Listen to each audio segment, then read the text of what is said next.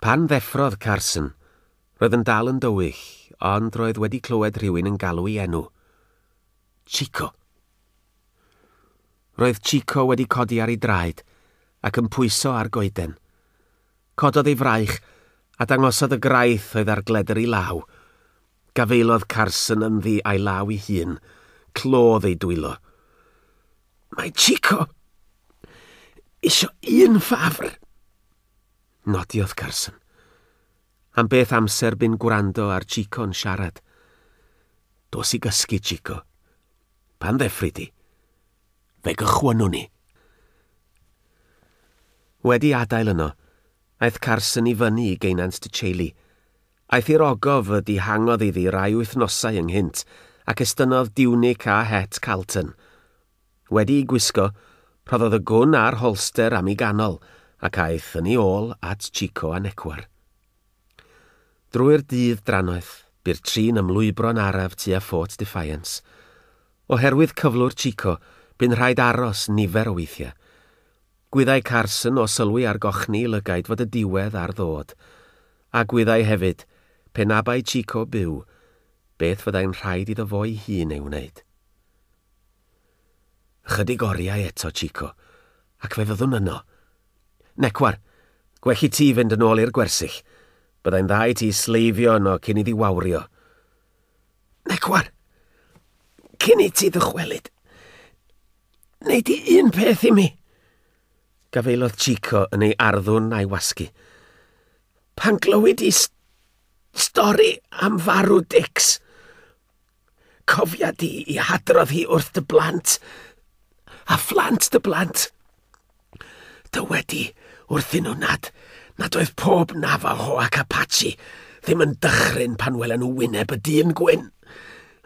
Na pan ddeien nhw wyneb yn wyneb a thrais y cotia glas. Diflannodd Necwar, a theithiodd Carson a Chico tuag at y goedwig, lle trechwyd y cotiau glas gan Geronimo rai misoedd ynghynt. Ar gwr y goedwig honno, dewisiodd Carson goeden. Taflo'r raff yn uchel i'w fforch isaf a gadawodd hi yno. Rhoddodd Chico i orffwys ar bwys coeden arall gerllaw. Cyn gadael, rhoddodd wn iddo. Gafeilodd Chico yn ei law. Brodyr, si brydodd yn floesg. Yna, roedd y taflwr haffau wedi mynd.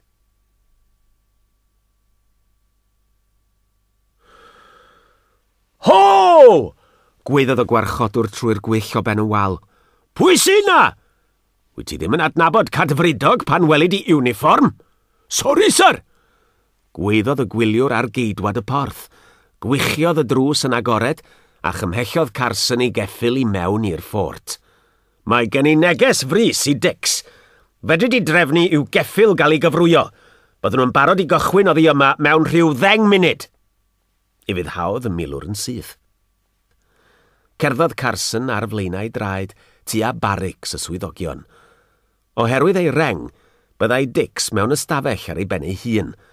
Estynodd ei bistol a chododd gliciad y drws. Yr unig sŵn a glywai oedd y chwyrnu uchel a ddeiau o'r gwely yn y gornel bella. Mewn 2 gam roedd wedi croesi'r ystafell.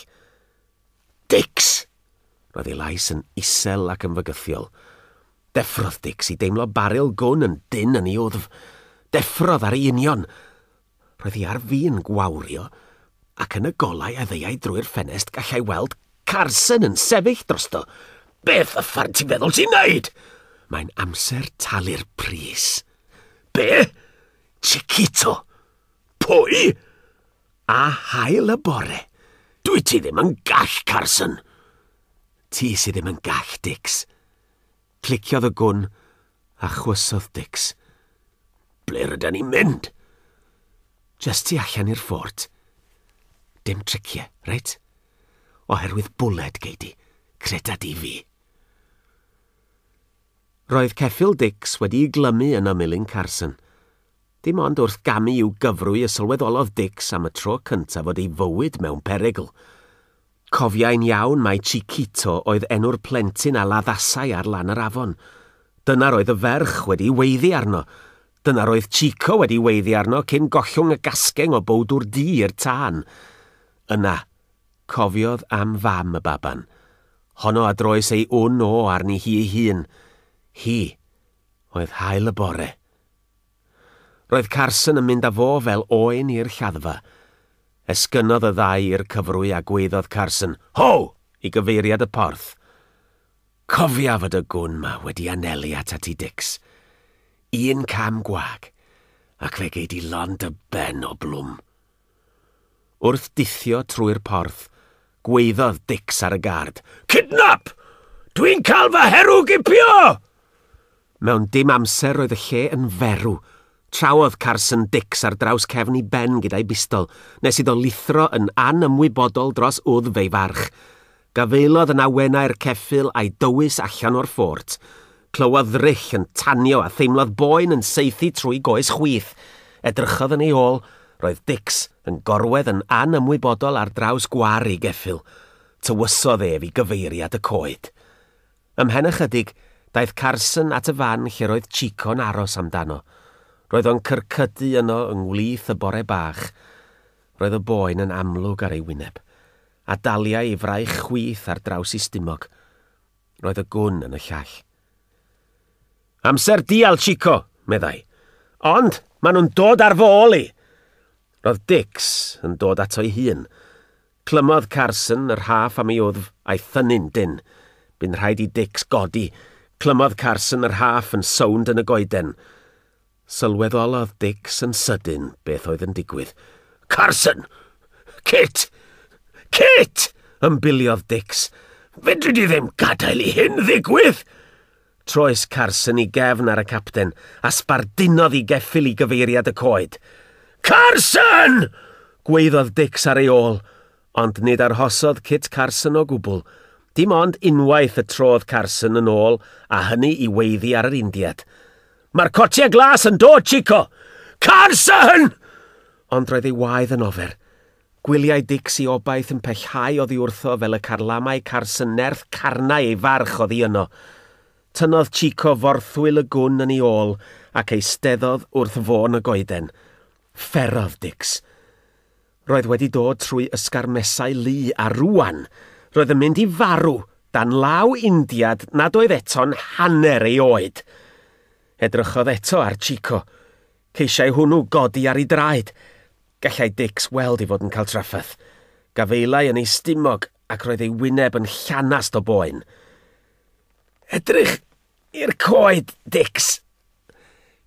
Be weli di?" Cododd ei olygon a chraffodd. Drwy gornel ei lygad fe welai'r trŵp yn dynesu. "Beth weli di?" gofynnodd Chico drachefn. "Coed!" atebodd yntain ffwndrus. Draw fe welodd fod arweinydd y milwyr wedi gwneud ystym ar ei ddynion I aros. "Beth arall?" roedd ei lais yn floesg. "Hael! Hael y bore, Dix!" hysiodd. Aeth ias I lawr asgwrn cefn Dix, a gwyddau'n syth nad oedd dianc I fod. Yn y llanerch draw, gwelai'r milwyr yn estyn I reifls, ac yn anelu at Chico. Edrychodd ar yr hael, yna ar Chico. "Chiquito!" sgrechiodd y llais arno. Daeth gwaed y capten o'r llanerch draw. "Taniwch!" Ffrwydrodd 20 o reifls y cotiau glas a ffrwydrodd gwn Chico. Diffoddodd hael y bore.